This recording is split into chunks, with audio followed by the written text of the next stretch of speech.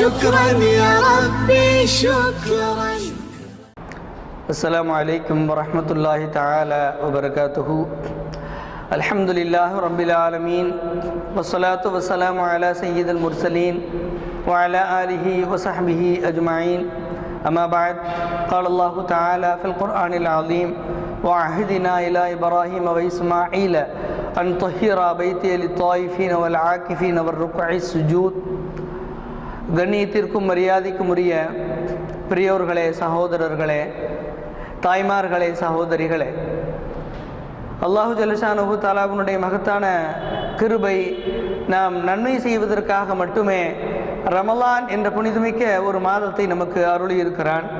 அந்த புனிதமான மாதத்திலே 3 பகுதிகளாக பிரித்து, முதல் பகுதி ரஹ்மத்துடைய பத்தாகவும், இரண்டாவது பகுதி மக்ஃபிரத் என்று சொல்லக்கூடிய பாவ மன்னிப்பு தேடிக்கொள்ளக்கூடிய பத்தாகவும், மூன்றாவது பத்தாக நரக விடுதலை அல்லாஹ்விடத்திலே கேட்டு பெறக்கூடிய 10 நாட்களாகவும் அல்லாஹ் ஆக்கி தந்திருக்கிறான். அப்படிப்பட்ட கடைசி 10 நாட்களில் நாம் செய்ய வேண்டிய மிக முக்கியமான அமல்களில் ஒன்று இஅ்திகாஃப். இஅ்திகாஃப் என்பது நாம் எல்லோரும் தெரிந்து வைத்திருக்கிறோம், தெரியாதவர்கள் நம்மில் யாரும் இல்லை. என்றாலும் இஅ்திகாஃப் என்பது இறைவனுக்கு எவ்வளவு பிடிக்கும் என்றால், நபிகள் பெருமானார் ஸல்லல்லாஹு அலைஹி வஸல்லம் அவர்கள் நமக்கு அதை பற்றி தெளிவாக சொல்லி தந்திருக்கிறார்கள். யார் இஅ்திகாஃப் இருக்கிறார்களோ அல்லாஹ்வுக்காக தன்னை முழுவதுமாக அர்ப்பணிக்கிறார்கள். இப்படி ஒரு அர்ப்பணிப்பு வேறு எந்த அமல்களிலும் இல்லை. உதாரணமாக ஹஜ்ஜை எடுத்துக்கொண்டால் ஒரு நீண்ட தூரம் பிரயாணம் செய்கின்றோம். இது ஒரு பெரிய அர்ப்பணிப்பு. அந்த ஹஜ்ஜினுடைய அமல்களில் 5 நாட்கள் பெரிய தியாகம் செய்ய வேண்டியது இருக்கும். குறிப்பிட்ட இடங்களுக்கு செல்ல வேண்டியது இருக்கும். அங்கே இருக்கக்கூடிய கூட்ட நெரிசல்களில் நாம் சிக்கி தவிக்கக்கூடிய அந்த தியாகத்தை செய்ய வேண்டியது இருக்கும். என்றாலும் இது எல்லாம் விட பெரிய வணக்கமாக அல்லாஹு தஆலா இஅ்திகாஃப் இருக்கக்கூடிய ஒரு அமலை குறிப்பிட்டு அல்லாஹ் சொல்லுகிறார். நபி ஸல்லல்லாஹு அலைஹி வஸல்லம் வலியுறுத்தி, ரமலானுடைய கடைசி 10 நாட்களில் யார் இஅ்திகாஃப் இருக்கிறார்களோ அவர்களுடைய பாவத்தை அல்லாஹ் மன்னிப்பு தேடாமலேயே மன்னித்து விடுகிறான். ஸல்லல்லாஹு அலைஹி வஸல்லம் வாழ்க்கை எப்படி இருந்தது? கடைசி 10 நாட்களில் வீட்டுக்கு வரமாட்டார்கள். ஐஷா ரலியல்லாஹு தஆலா அன்ஹா அவர்கள் அறிவிக்கக்கூடிய ஒரு ஹதீஸில், கடைசி 10 நாட்கள் ஸல்லல்லாஹு அலைஹி வஸல்லம் தன்னுடைய படுக்கை எடுத்துக்கொண்டு காபத்துல்லாவுக்கு புறப்பட்டால், மதீனா ரவுலா மதீனா முனவ்வராவுக்கு புறப்பட்டு சென்றால் எங்களால் அந்த கடைசி 10 நாட்களும் அவர்களை காண முடியாது. ஈது பிறநாள் என்றுதான் அவர்களை நாங்கள் பார்ப்போம். நாங்கள் அவர்களை 10 நாட்களும் இடையூறு செய்யாமல் விட்டு விடுவோம். முழுக்க முழுக்க இறைவனுடைய தரிசனத்தை, இறைவனுடைய சந்நிதானத்தை, இறைவனுடைய நெருக்கத்தை பெறுவதற்கு அவர்கள் சென்று விடுவார்கள். வெறும் வணக்கத்தை மட்டுமே முன்னோக்கி இருப்பார்கள். இறை இல்லத்தில் தங்கி இருப்பார்கள், வெளியே வரமாட்டார்கள். 10 நாட்கள் இஅ்திகாஃப் இருந்ததாக ஹதீஸில் இடம்பெறுகிறது. சில மாதங்களில் 9 நாட்கள் நபிகள் பெருமானார் ஸல்லல்லாஹு அலைஹி வஸல்லம் அவர்கள் ஒரு ஹதீஸில் சொல்வார்கள், இஅ்திகாஃப் நான் மட்டுமல்ல, எனக்கு முன்னால் வந்த நபிமார்கள் எல்லோரும் இஅ்திகாஃப் இருந்திருக்கிறார்கள். இறைவனுக்காக இறை இல்லத்தில் தங்கக்கூடிய பழக்கம் இருந்திருக்கிறது. இது ஏதோ நமக்காக ஏற்படுத்தப்பட்ட புதிய வணக்கம் என்று யாரும் சிரமமாக எடுத்துக்கொள்ள வேண்டாம். ஒரு வசனத்தில் அல்லாஹ் சொல்வான், வஅஹ்தினா இலா இப்ராஹீம வ இஸ்மாயில. இப்ராஹிம் நபியும் இஸ்மாயில் நபியும் காபத்துல்லாவை இரண்டாவதாக புனரமைத்தவர்கள். காபத்துல்லாவை கட்டிய முதல் நாயகர் ஆதம் நபி ஒரு சின்ன குடிசையாக கட்டினார்கள். அதை ஒரு பெரிய பள்ளி வளாகமாக கட்டமைத்தவர்கள் இப்ராஹிம் நபி அலைஹிஸ்ஸலாத்து வஸ்ஸலாம். அவர்களுடைய மகன் தன்னுடைய மகன் இஸ்மாயில் அலைஹிஸ்ஸலாத்து வஸ்ஸலாம் அவர்களோடு கட்டி முடிக்கின்ற பொழுது, சிறிது காலத்திற்கு பிறகு அங்கே இப்ராஹிம் நபி அவர்களையும் இஸ்மாயில் நபி அவர்களையும் நபியாக இறை தூதராக ஏற்றுக்கொண்ட மக்கள் வணங்குவதற்காக காபத்துல்லா வளாகத்திற்கு அதிகமாக வந்து செல்லக்கூடிய பழக்கம் ஏற்பட்ட பிறகு அல்லாஹு தஆலா இந்த 2 நபிமார்களிடத்திலும் ஒரு உடன்படிக்கை எடுத்துக்கொண்டான், ஒப்பந்தம் செய்தான். நீங்கள் செய்தாக வேண்டும். வாஹிதினா இலா இப்ராஹிம வ இஸ்மாயில். அல்லாஹ் சொல்லுகிறான், இப்ராஹிம் நபி இஸ்மாயில் நபி இருவரிடத்திலும் நாம் ஒப்பந்தம் எடுத்தோம், உடன்படிக்கை எடுத்துக்கொண்டோம். வாஹிதினா இலா இப்ராஹிம வ இஸ்மாயில் அன் தஹிரா. என்ன செய்யணும்னு உடன்படிக்கை எடுத்தோம்? அந்த காபத்துல்லாவுடைய வளாகத்தை பரிசுத்தப்படுத்த வேண்டும் என்று. லித்தாயிஃபீன வல் ஆகிஃபீன. யாருக்காக பரிசுத்தப்படுத்த வேண்டும்? காபத்துல்லா வளாகம் சுத்தமாக இருக்க வேண்டும், அதற்கு நீங்கள் சுத்தப்படுத்த வேண்டும். ஏனென்றால் தவாஃப் செய்யக்கூடியவர்களும் இஅ்திகாஃப் இருக்கக்கூடியவர்களுக்குமாக நீங்கள் அதை பரிசுத்தமாக வைத்துக் கொள்ள வேண்டும். ஒரு ருக்கஇஸ் சுஜூத். ருக்கு செய்யக்கூடியவர்கள், சுஜூது செய்யக்கூடியவர்கள், இறைவனுக்காக சிரம் தாழ்த்தக்கூடியவர்கள், தொழக்கூடியவர்கள், இவர்கள் எல்லாம் இந்த பள்ளிவாசலில் வந்து தங்குவார்கள், வணங்குவார்கள், தவாஃப் செய்வார்கள். அவர்களுக்காக நீங்கள் செய்ய வேண்டிய வேலை பள்ளிவாசலை எப்போதும் சுத்தமாக வைத்துக் கொள்ளுதல். செய்ய சொன்னது யாரை?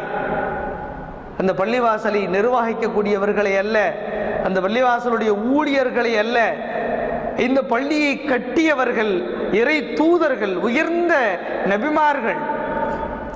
அல்லாஹ் இப்ராஹிம் நபி அவர்களை ரசூல்மார்களுடைய பட்டியலில் வைத்திருக்கிறான். நபிமார்கள் லட்சக்கணக்கான மக்கள், ஆனால் ஒரு சிலர்கள் தான் ரசூல்மார்கள்.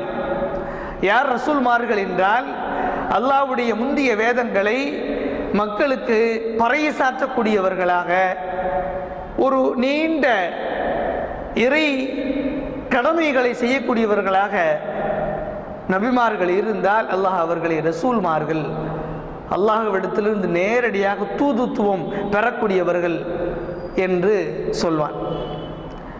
ஆக அந்த காலகட்டத்திலேயும் கூட அல்லாஹ் சொன்னது போல இப்ராஹிம் நபி அவருடைய காலத்திலும் கூட இஅ்திகாஃப் இருக்கக்கூடியவர்கள் இருந்தார்கள். வந்து இறைவனுக்காக கொஞ்ச நேரம் தங்குவார்கள்.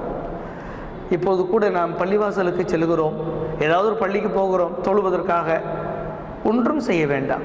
சாதாரணமாக ஒரு துஆவை ஓதிக்கொண்டு நியத்தை வைத்துக்கொண்டு, யா அல்லாஹ் நான் இந்த பள்ளியில் இருக்கும் நேரம் வரை இஅ்திகாஃப் உடைய நியத்தில் இருக்கிறேன் என்று நியத் வைத்து கொண்டால், இது கடமையான இஅ்திகாஃப் அல்ல. குறைந்த நேரம், ஒரு மணி நேரம் இருந்தாலும் இஅ்திகாஃபுடைய நன்மை அந்த குறைந்த நேரத்திற்கு அல்லாஹ் வழங்கி விடுகிறான். நபிகள் நாயகம் ஸல்லல்லாஹு அலைஹி வஸல்லம் சொல்லிக் கொடுத்த ஒரு நியத், ஒரு துஆ, பிஸ்மில்லாஹி தகல்து வ அலைஹி தவக்கல்து வ நவைத்து சுன்னத்தல் இஅ்திகாஃப மா தும்து ஃபீ ஹாதல் மஸ்ஜிதி லில்லாஹி தஆலா. இறைவா, உனக்காக இந்த பள்ளியில் இருக்கும் நேரமெல்லாம் இஅ்திகாஃபுடைய எண்ணத்தோடு இந்த பள்ளிக்குள் நுழைகிறேன் என்று நியத் வைத்துக் கொள்ளுதல். அல்லாஹு தஆலா அந்த இஅ்திகாஃபுடைய நன்மையை கொடுத்து விடுகிறான். குறைந்தபட்சம் நபி ஸல்லல்லாஹு அலைஹி வஸல்லம் வரலாற்றுப்படி, ஹதீஸுப்படி குறைந்தபட்சம் ஒரு நேர தொழுகையிலிருந்து இன்னொரு நேர தொழுகை வரை இஅ்திகாஃப் இருக்கலாம். ஆனால் ரமலானுடைய இஅ்திகாஃபை பொறுத்தவரை குறைந்தபட்சம் ஒரு நாள் இருக்க வேண்டும். அதனுடைய கால தொடக்கமும் கால முடிவும் என்ன? மக்ரிபிலிருந்து அடுத்த மக்ரிப் வரை. உதாரணமாக ரமலானுடைய மாதத்தை பொறுத்தவரை கடைசி 10 நாட்களில் இஅ்திகாஃப் இருக்க வேண்டும் என்றால் 20 நோன்பு முடித்து நோன்பை திறந்ததிலிருந்து 20 நோன்பு முடிந்திருக்கிறது, இஃப்தாருடைய நேரத்தில் இருக்கிறோம், நோன்பு திறக்க போகிறோம். இந்த நோன்பு திறந்ததில் இருந்து அடுத்த மக்ரிப் வரை முதல் இஅ்திகாஃப் 21ஆம் நாள். இப்படி தொடர்ந்து ஈதுல் ஃபித்ர் என்று நாம் தெரியும் வரை, பிறை பார்க்கும் வரை பள்ளியில் முழுமையாக இருப்பது. இதைத்தான் நபிகள் பெருமானார் ஸல்லல்லாஹு அலைஹி வஸல்லம் காட்டி சென்றார். பொதுவாக எங்கெங்கேயோ காத்திருக்கிறோம், டிக்கெட் எடுப்பதற்கு, விசா எடுப்பதற்கு, வெளிநாடு செல்வதற்கு, இன்னொரு விமானத்தை பிடிப்பதற்கு, வேலை வாய்ப்புக்காக, ஏதோ ஒரு காரணத்திற்காக காத்திருக்கிறோம். அது எனக்கு கிடைக்க வேண்டும் என்பதற்காக இஅ்திகாஃப் இருப்பது இறைவனுடைய இல்லத்தில் அவனுடைய மன்னிப்பும் அவன் நமக்கு கொடுக்கக்கூடிய நன்மைகளும் கிடைப்பதற்காக காத்திருப்பதற்கு பெயர் இஅ்திகாஃப் என்று சொல்லப்படும். இறைவனுக்காக காத்திருப்பது, இறைவனுக்காக தங்குவது. நம்முடைய உலக ஆசாபாசங்கள், தொழில் துறைகள், குடும்பம் எல்லா விஷயங்களையும் புறந்தள்ளிவிட்டு முழுக்க முழுக்க இறைவனுக்காக தன்னை அர்ப்பணித்து கொண்டு அல்லாஹ்வுடைய இல்லத்தில் வந்து தங்குவதற்கு பெயர் இஅ்திகாஃப். நீங்கள் பரவலாக நம்முடைய இஸ்லாமிய சகோதர சகோதரிகளிடத்தில் நீங்கள் கேட்டு பாருங்கள், தொழுதுருக்கிறீங்களா? நிறைய தொழுதுருக்கிறேன்னு சொல்லுவாங்க. நோன்பு, ரமலானுடைய நோன்பு நோட்டு இருக்கிறேன், அது அல்லாமல் உபரியாக நஃபிலான வணக்கங்கள் எல்லாம் வணங்கி இருக்கிறேன்னு சொல்லுவாங்க. யாரெல்லாம் இஅ்திகாஃப் இருந்திருக்கிறீங்கன்னு கேட்டு பாருங்க, அநேகம் பேர்கள் அந்த வாய்ப்பை பெற்றிருக்கவே மாட்டார்கள். நாம் என்ன நினச்சிக்கிறோம்னா, பல பள்ளிகளுடைய நிலைமை இப்படித்தான் இருக்கிறது. ஒவ்வொரு மஹல்லாக்களிலும் பகுதிகளிலும் ஒரு பள்ளி இருக்கும், ஒவ்வொரு சில ஊர்களிலே ஒவ்வொரு தெருக்களிலும் ஒரு பள்ளி இருக்கும்.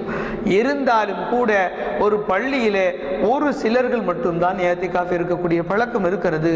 அந்த சிலருக்கு மட்டும் அல்லாஹ்வுடைய மன்னிப்பு போதுமா? நமக்கு வேண்டாமா? எல்லோரும் ஆசைப்பட வேண்டும், எனக்கு அல்லாஹ்வுடைய அன்பும் அருளும் மன்னிப்பும் வேண்டும்.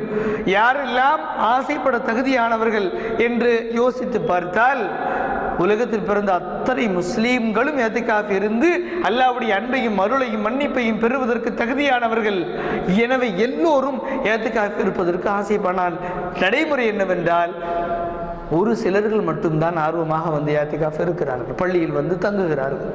இன்னும் கொடுமை என்னவென்றால், ஒரு சில பள்ளிகளிலே பணம் கொடுத்து ஒரு சிலர்களை, ஊரில் யாரும் இல்லைன்னா பெரிய பலாய் பள்ளிவாசலுக்கு, என்ன இஅ்திகாஃபை பொறுத்தவரை ஃபர்லு கிஃபாயா, எல்லோரும் இருக்க வேண்டும், இருந்தால் நன்மை. ஆனால் ஒருவர் கூட இல்லாவிட்டால் அந்த மஹல்லா, அந்த பள்ளிவாசலை சார்ந்த அத்தனை பேர்களுக்கும் அது குற்றம்.